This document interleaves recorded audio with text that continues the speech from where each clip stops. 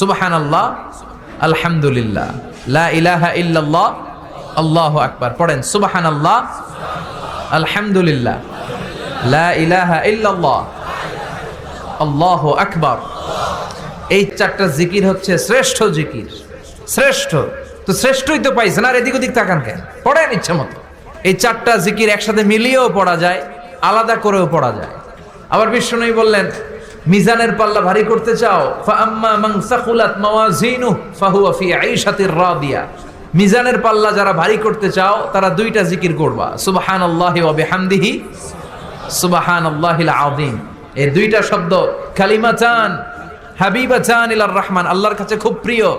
সাকিলাতানি feel Lisan, এই জিহ্বার মধ্যে এই শব্দ দুইটা উচ্চারণে খুব সহজ, খুব পাতলা। সাকিলাতানি ফিল মিজান, কিন্তু এই শব্দ দুইটা মিজানের পাল্লায় রেখে দিলে অনেক ওজন হয়ে যাবে।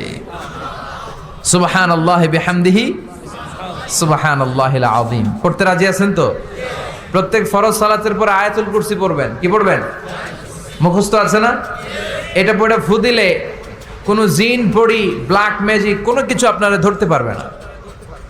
বিশ্বনবী বলেন, মান কারা আয়াতাল কুরসি দুবুরা কুল্লি সালাতিন মাকতুবা লাম ইয়ামনাহু মিন দুখুলিল জান্নাতি ইল্লাল মাউত। প্রত্যেক ফরজ সালাতের পরে কেউ যদি আয়াতুল কুরসি পড়ে, তার জান্নাতে ঢোকার ব্যাপারে আর কোনো বাধা নিষেধ থাকে না।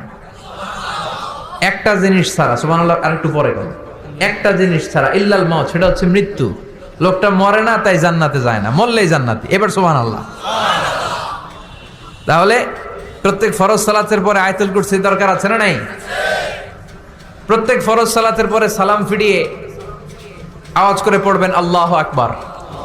3 বার পড়বেন আস্তাগফিরুল্লাহ, আস্তাগফিরুল্লাহ, আস্তাগফিরুল্লাহ। সুবহানাল্লাহ 33 বার, আলহামদুলিল্লাহ 33 বার, আল্লাহু আকবার 34 বার। অথবা শেষে 3টা 33 বার পড়ে মিলাবেন লা ইলাহা ইল্লাল্লাহু ওয়াহদাহু লা শারীকা লাহুল মুলকু ওয়া লাহুল হামদু ওয়া হুয়া আলা কুল্লি শাইইন কাদির। আরেক বর্ণনা একটু বাড়ানো হয়েছে, ইউহয়ী ওয়া ইউমীত ওয়া হুয়া আলা কুল্লি শাইইন। এগুলো পড়ে না, কোত্থেকে কি হাবিজাবি পড়ে ঈমান নষ্ট করে। এজন্য মুমিন হবে, মুমিন they work smart, they don't work hard. মুমিন স্মার্টলি কাজ করে, মুমিন কষ্ট করে কাজ করে না। সুবহানাল্লাহ কবেন না?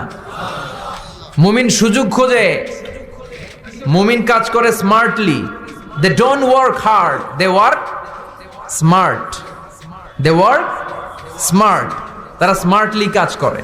কাবা ঘরের 4টা কর্নার আছে। একটা কর্নারের নাম হচ্ছে রুকনুল হাজারিল আসওয়াদ, এটার নাম হচ্ছে ব্ল্যাক স্টোন কর্নার, যেখানে হাজরা আসওয়াদের পাথর আছে।